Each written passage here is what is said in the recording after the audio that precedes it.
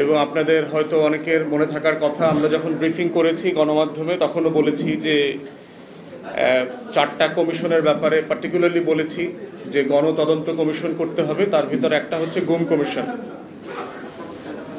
এবং ওই ঘটনার পর থেকে দেখবেন যে আমাদের তরফ থেকে যে বারবার বলা হচ্ছিল এইটা বাংলাদেশের বিভিন্ন এস্টাবলিশমেন্ট এই কমিশনটা করতে বাধা দিচ্ছিল। আমাদেরকে রাষ্ট্রের অনেক গুরুত্বপূর্ণ মানুষরা বলেছে যে আমরা গুম নিয়ে কমিশন করতে চাই, কিন্তু আমাদেরকে করতে দেয়া হচ্ছে না। এবং আপনারা দেখেছেন যে গুম কমিশন ফর্মড হবার পরেও 6 মাস পর্যন্ত লেগেছে শুধুমাত্র নেগোশিয়েট করতে আয়নাঘরটা ভিজিট করবার জন্য। তো যারা দেখবেন, আমার যারা সমালোচক আছে তারা দেখবেন যে আমার কিছু শব্দ চয়ন নিয়ে, কিছু বকাঝকা নিয়ে প্রচুর কথা বলে। আপনারা আজকে যারা গুম পরিবারের সদস্যরা আছেন এবং গুম পরিবারের যারা সার্ভাইভার আছেন, এই যে বক্তব্য শুনলেন, এই বক্তব্য শোনার পরে যারা গুম করেছেন তাদেরকে কোন বাংলাতে কথা বলা উচিত? আসলে তাদের জন্য কি আসলে কোনো স্ল্যাং এখন পর্যন্ত আবিষ্কার হয়েছে কিনা? পৃথিবীর যত গালি আছে এই প্রত্যেকটা গালিকে যদি আপনি একত্রিত করে একটা রাগ অ্যান্ড রেইজে পরিণত করেন, তারপর হচ্ছে এই মানুষগুলোকে সাফিসিয়েন্টলি গালি দেবার মতো কোনো শব্দ এখনো ডিকশনারিতে তৈরি হয়নি। তো সেই জায়গাতে তারা চাকর বাকর বললে তারা খেপে যায়, অথচ তারা কনস্টিটিউশনাল ওয়ার্ড হচ্ছে পাবলিক সার্ভেন্টস। সিম্পল বাংলাও জানে না এই মূর্খরা, ইংরেজিও জানে না। পাবলিক সার্ভিসের মানে কি? আমরা সবাই তো সার্ভিস। আমরা যারা পাবলিক সার্ভিস করছি, আমরা যারা জনগণের পক্ষে কথা বলি, ফর্মালি, ইনফর্মালি, অফিসিয়ালি, আনঅফিসিয়ালি, আমরা সবাই তো কাজের লোক, আমরা সবাই তো বুয়া, আমরা সবাই তো দারোয়ান, আমরা সবাই তো বাগানের মালিক।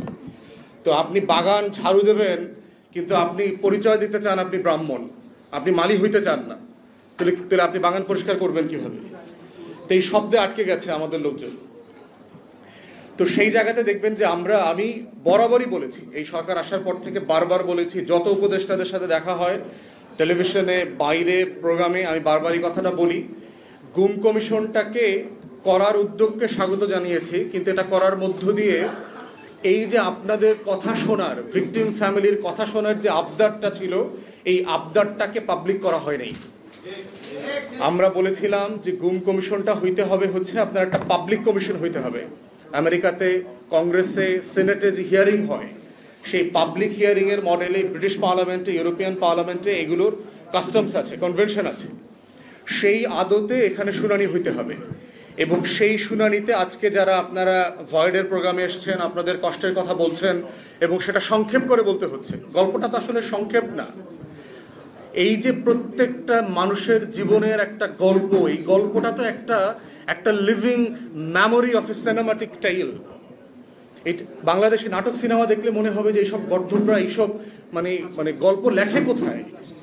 এইখানে যদি আজকে কেউ আসতো, 2 ঘন্টা বসে থাকতো, তার তো 200 সিনেমা বানানোর গল্প তৈরি হয়ে যেত। অথচ বাংলাদেশের প্রডিউসারদের এগুলো নিয়ে মাথা ব্যথা নাই। তারা গল্প বোঝার চেষ্টা করে না যে গল্পটা আসলে তৈরি হয় কোথায়। গল্পটা তো আসলে সমাজে তৈরি হয়। গল্পটা হচ্ছে আয়না ঘরে গত 16 বছর ধরে গল্প তৈরি হয়েছে বাংলাদেশের প্রত্যেকটা গুম খুনের গল্প হচ্ছে কত শত হাজার সিনেমা হবার মতো জায়গা। তো সেই জায়গাতে আমরা দেখতে পেয়েছি যে আপনার রিপিটেডলি বলবার পরেও এই ব্যাপারে বাংলাদেশের পাওয়ারফুল ডিপ স্টেট এস্টাবলিশমেন্টগুলো পাবলিক তদন্ত কমিশন করতে দিচ্ছে না করতে দেওয়ার মাধ্যমে তারা যেটা বোধ করছে তারা আসলে জয়ী হয়েছে। তাদেরকে অত্যন্ত দুঃখের সাথে জানাচ্ছি, আসলে আপনারা বারবার হেরে যাচ্ছেন জনগণের কাছে। বাংলাদেশে যদি একটা সরকারি প্রতিষ্ঠান আকারে একটা গণতদন্ত কমিশন হতো, একটাই হইতো, তখন ভয়েড নামক প্রতিষ্ঠানের হওয়ার প্রয়োজন ছিল না, মায়ের ডাকের প্রয়োজন ছিল না। এখন যেটা হবে, বাংলাদেশের পাড়ায় মহল্লায় হাজার হাজার গণতদন্ত কমিশন হবে, গণশুনানি হবে। এই ভয়েডের উদ্যোগে হবে, মায়ের ডাকের উদ্যোগে হবে, আরও যত মানবাধিকার সংগঠন আছে অধিকারের উদ্যোগে হবে, আইন ও সালিশ কেন্দ্রের উদ্যোগে হবে। এই গণশুনানি, এই মানুষের গল্প বলার যে কাব্যগাথা গত 16 বছরের, সেইটা পাড়ায় পাড়ায় মহল্লায় মহল্লায় করতে হবে। তো দয়া করে যারা এখানে ভিকটিম ফ্যামিলি এসছেন, আপনাদেরকে দয়া করে অনুরোধ করব যে এই ধরনের প্রোগ্রামের জন্য আপনারা অপেক্ষা করবেন না। আপনারা লোকালি অর্গানাইজড হন, যারা রাজশাহী থেকে এসছেন, সিলেট থেকে এসছেন, চিটাগং থেকে এসছেন, লোকালি অর্গানাইজড হন, আপনাদের গল্পগুলো লোকালি বলেন, উঠান বৈঠক করেন, কি হয়েছে 16 বছরের হাসিনার আমলের আমলনামাটা গ্রামে গ্রামে মহল্লায় মহল্লায় আপনারা পৌঁছায় দিবেন।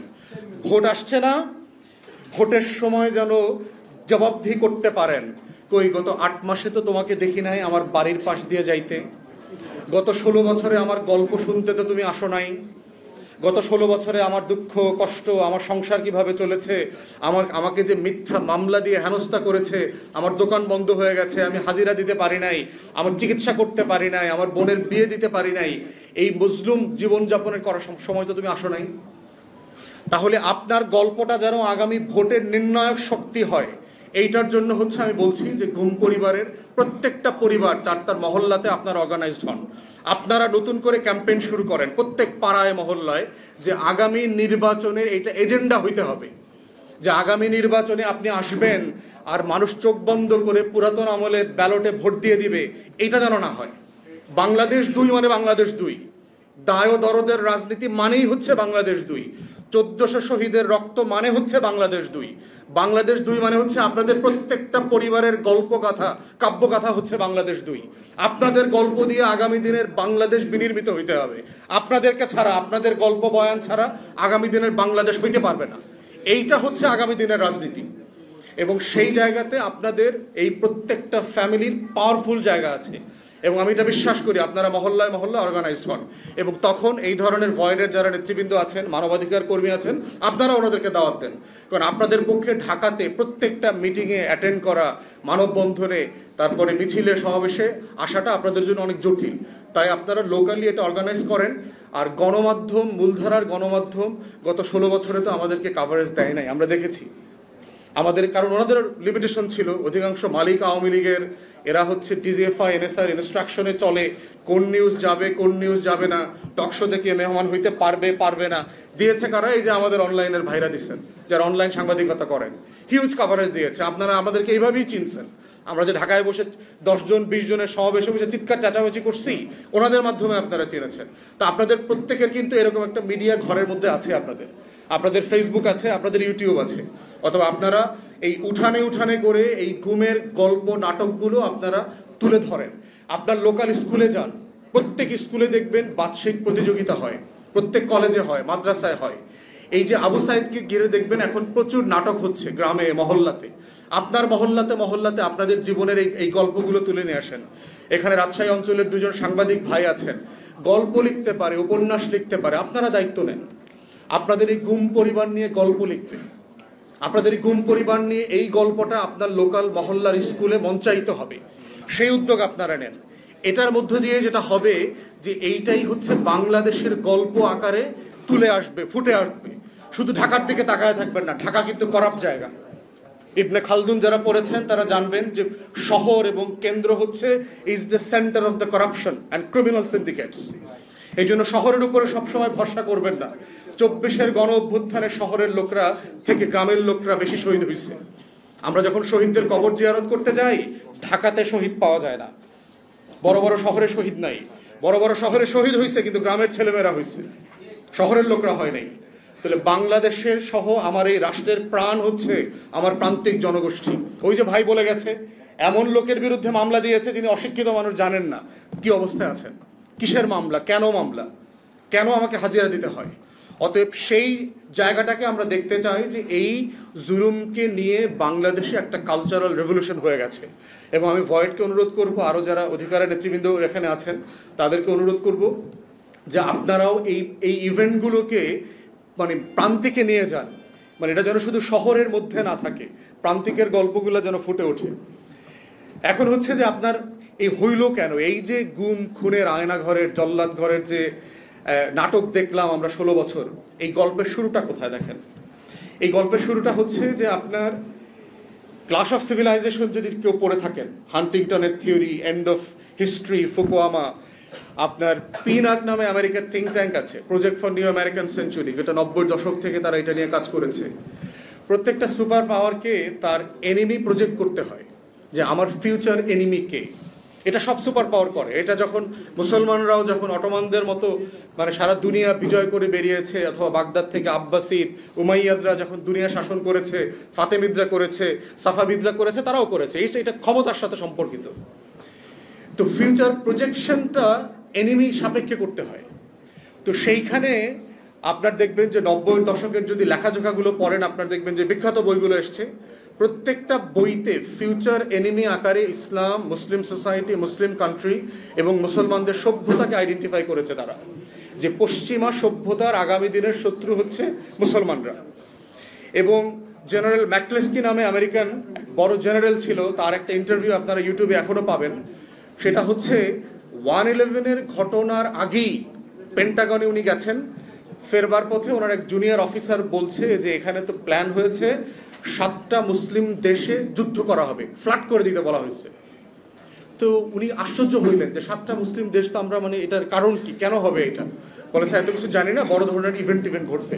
তখনও কিন্তু 1/11 হয় নাই। এটা আমেরিকান জেনারেলের বক্তব্য, তার ভিডিও বক্তব্য আছে। এবং সেখানে সে বলছে এই যে মুসলিম দেশগুলো যেটা দেখলেন না, এখন সিভিল ওয়ার চলছে, গৃহযুদ্ধ চলছে, একের পর এক নাস্তানাবুদ হয়ে এই উসিলায় সেই উসিলায়, গণতন্ত্রের উসিলায়, এর পক্ষে সের পক্ষে, জঙ্গিবাদ, মৌলবাদ, এই আল কায়েদা, আইসিস, খেলাফত, বাগদাদি, যত কিছু দেখলেন না, ওসামা বিন লাদেন টাদেন, এই সব নাটকের গোড়া হইল ওই জায়গাটাতে, যে সুপার পাওয়ারের ফিউচার এনিমি প্রজেকশনটা কি, ফিউচার শত্রু প্রজেকশনটা কি। যেভাবে আমরা বলছি না যে ভারত আমার শত্রু রাষ্ট্র, কারণ বাংলাদেশকে রাষ্ট্র সাপেক্ষে বেঁচে থাকার শর্ত হচ্ছে তার শত্রু এবং স্বার্থ সম্পর্কে অবগত থাকা। তো আমরা যেভাবে আমার রাষ্ট্রের সাপেক্ষে আমার স্বাধীনতা, সার্বভৌমত্ব, জাতীয় স্বার্থ সাপেক্ষে বলছি যে ভারত, মিয়ানমার আমার শত্রু রাষ্ট্র, ঠিক একইভাবে সুপার পাওয়াররা তার শত্রু রাষ্ট্র, শত্রুপক্ষকে সেটা আইডেন্টিফাই করেছে এবং এই পলিসি তারা চেঞ্জও করেছে। গত 2-3 বছর আগে অফিসিয়ালি পেন্টাগন, স্টেট ডিপার্টমেন্ট তার ফিউচার প্রজেকশন চেঞ্জ করে এটাকে চায়নাতে নিয়ে আসছে, যে তার ফিউচার এনিমি প্রজেকশন হচ্ছে এখন চায়না। তো সে আলোচনা যাব না। তাহলে সেই জায়গা থেকে দেখেন যে তারা একটা ডিসকোর্স তৈরি করেছে যে মুসলিম কান্ট্রিগুলো, এলাকাগুলোকে সেভাবে ডিল করবে। এই প্রজেক্টের নাম হচ্ছে আপনার ওয়ার অন টেরর। মুসলমানদের বিরুদ্ধে, ইসলামের বিরুদ্ধে নিরন্তর যুদ্ধের যে প্রকল্প আমরা দেখলাম, 1/11 হইল, এর পরবর্তীতে সারা ইউরোপিয়ান কান্ট্রিতে একের পর এক আপনার জঙ্গি নাটক, খুন, এন্ট্রাপমেন্ট, হাজার হাজার মুসলিম যুবকদেরকে আপনার বিভিন্ন জায়গাতে অ্যালিউর করা, করে করে ট্র্যাপ করে করে জঙ্গি বানানো, সন্ত্রাসী বানানো, সেই নাটকের একটা বাংলাদেশ মানে পর্ব ছিল। যে দেখবেন যখন সিরিয়াল নাটক হয় তখন কিন্তু পর্ব থাকে, পর্ব অত। এদের হচ্ছে আবার মুসলিম দেশের পর্ব ছিল। এই পর্ব হচ্ছে বাংলাদেশ পর্বের ভিকটিম হচ্ছেন আপনারা। এবং এই বাংলাদেশ পর্বের সাথে আমেরিকান এনিমি প্রজেকশনের সাথে এখানে দিল্লির প্রজেক্টটা এখানে যোগ হয়েছে। এই দুই প্রজেক্টের সাথে লোকাল ন্যাশনাল সিকিউরিটি থ্রেট আকারে হাজির হয়েছে আওয়ামী লীগ, জাতীয় পার্টি, 14 দল, আমাদের সুশীল গণমাধ্যম, এই বিক্রি হয়ে যাওয়া মস্তিষ্ক যেগুলো আছে, হেলমেট মস্তিষ্ক যেটা আমাদের তরুণরা বলেছে, এই হেলমেট মস্তিষ্করা হচ্ছে এই পুরো চক্রের অংশ। অতএব সেই জায়গাটাতে বুঝতে হবে যে কেন এই যে ভাই বলে গেলেন দাড়িওয়ালা, টুপিওয়ালা, জুব্বাওয়ালা ধর্ম প্র্যাকটিস করে, তাদের কি করছে। যেহেতু 9/11-এর সময়টা পুরোটা আমি লন্ডনে ছিলাম, লম্বা সময় ছিলাম, এইটার ভিকটিম আমি নিজেও হয়েছি। এই গল্প আপনাদেরকে অন্য একদিন বলবো আর কি। বাস থেকে নামায় দেওয়া, এখানে নামায় দেওয়া, কাজে গেলে জিজ্ঞাসা করে দাঁড়িয়ে রাখছো কেন, এই ধরনের জায়গা সভ্যতার যারা, এটা তো নিজেদেরকে সভ্য দাবি করে না, ওই সব জায়গাতেও আমরা ফেস করেছি। একই সিভি ওখানে জরিপ করা হয়েছে, একই সিভি এক্স্যাক্টলি লেখাপড়া সব সমান, শুধু নামটা চেঞ্জ করে দেওয়া হয়েছে। মোহাম্মদ অমুকের জায়গায় জন ডেভিস দিয়ে দেওয়া হয়েছে। তাকে ইন্টারভিউতে ডাকে, কিন্তু ওই মোহাম্মদ নামধারী লোকটাকে আর ইন্টারভিউতে ডাকে না। একই সিভি, এক্স্যাক্টলি সেম সিভি। একটা মুসলিম মেয়ে হিজাব পরে, নেকাব পরে, তাকে আর ডাকে না, কিন্তু একটা মহিলাকে ডাকে যিনি এই কাজের সাথে জড়িত না, তিনি নন মুসলিম। একই CV, exactly same work experience, same educational background. তো এই ডিসক্রিমিনেশনগুলো আমরা দেখেছি। অতএব সেই জায়গাতে যারা ভিকটিম ফ্যামিলি আছেন, যারা এগুলো নিয়ে ক্যাম্পেইন করছেন, আমাদের হচ্ছে ভিকটিমদের হয়ে লড়াইটা যেমন জরুরি, এই লড়াইটা চালিয়ে যেতে হবে। এই লড়াইয়ের মধ্য দিয়ে কারা কারা আমাদেরকে শত্রু নির্ণীত করেছে তাদেরকেও চেনা জরুরি। তাদের কোনো পড়া ফাঁদে যেন আমরা না পড়ি, এবং এই ফাঁদে আমাদের আলেম ওলামায়ে কেরাম বহুবার পড়েছেন। এখানে অনেক আলেম ওলামায়ে কেরাম আছেন, আমাদের এই আলেম ওলামায়ে কেরামরা বারবার পশ্চিম এবং দিল্লির ফাঁদে, আওয়ামী লীগের ফাঁদে বারবার পড়েছেন এবং এখনও পড়ছেন বলে আমরা অনেক অনুষঙ্গ দেখতে পাচ্ছি। অতএব খুব সাবধান, আপনারা ফাঁদে পড়া মানে হচ্ছে এইখানকার কোটি কোটি মানুষ, কোটি কোটি মুসলমান বিপদে পড়বে আবার। তো এই জন্য হচ্ছে প্রতিবাদ করতে হবে, লড়াই করতে হবে, শত্রু চিনে করতে হবে, ন্যায্যতার ভিত্তিতে করতে হবে। নিজের হাতে আইন তুলে নেওয়া যাবে না। ঠিক একইভাবে হচ্ছে নোংরা কোনো ক্যাম্পেইনের অংশীদার হওয়া যাবে না। শুধু ঘটনা ঘটলো আর হচ্ছে আমি দৌড়ায় পড়লাম, দাবড়ায় পড়লাম, হাজারে হাজারে মিছিলে নেমে গেলাম, এই অনুভূতিতে আঘাত হয়েছে, ওই অনুভূতিতে আঘাত হয়েছে, এই ধরনের সস্তা প্রতিবাদে নামা যাবে না। প্রত্যেকটা মিছিল মিটিং প্রতিবাদের আগে এটা ভাবতে হবে যে এটা কি ন্যায্য আছে কিনা, এখানে এটার ভিতরে কোনো ষড়যন্ত্র আছে কিনা, আমার দাড়ি টুপিকে বিক্রি করবে কিনা। এখানে বিশাল ঘটনা ঘটায়া দাড়ি টুপিওয়ালাদের বিশাল সমাবেশ হয়ে গেল। পশ্চিমা গণমাধ্যমে যখন আসবে বাংলাদেশে মৌলবাদের উত্থান, জঙ্গির উত্থান, তখন হচ্ছে আবার দিল্লির প্রজেক্ট, আবার ওয়ারান টেররের প্রজেক্ট, আবার আওয়ামী লীগকে পুনর্বাসনের রাজনীতি। এই পুরো শত্রু মিত্রর বাস্তবতা হচ্ছে আমাদের প্রতিবাদী জনগোষ্ঠীকে মাথায় রাখতে হবে যে আমরা একই ভুল, একই ট্র্যাপে যেন আবার না পড়ি। তো সব মিলিয়ে হচ্ছে অন্তর্বর্তীকালীন সরকারকে আহ্বান করছি যে গুম কমিশনের যে কাজটা হয়েছে এটা অবশ্যই প্রশংসনীয়, আমরা এটাকে সাধুবাদ জানাই। কিন্তু একইভাবে গুম কমিশনকে আর একটা সেকেন্ড চ্যাপ্টার ওপেন করেন, একটা গণতদন্ত কমিশন করেন, ভিকটিম পরিবারের গল্প শোনেন, তাদের ট্রমার গল্পগুলো শোনা দরকার। বিটিভি এটাকে লাইভ সম্প্রচার করতে হবে, মানুষকে জানতে হবে 16 বছরে জুলুমের ভয়াবহতা মাত্রা কোথায় ছিল। এইটা জানলে পরে বুঝবেন আওয়ামী লীগের পুনর্বাসনের রাজনীতির আলাপ তোলার সাহস এই দেশে কোথায় আসে, সে তখনও বোঝা যাবে। শুধুমাত্র গুম পরিবারের 16 বছরের গল্প শোনেন, শুধু আয়না ঘরের 16 বছরের গল্প শোনেন, তারপরে দেখেন আওয়ামী লীগ নিয়ে কেউ আলাপ তোলে কিনা বাংলাদেশে। এটাই হচ্ছে আগামী দিনের বাস্তবতা। এবং যদি এটাকে দিয়ে আপনারা সাপ দিয়ে মাছ ঢাকার ব্যবস্থা করেন, চেষ্টা করেন, পারবেন না। এটা আবার ইমপ্লোড করবে।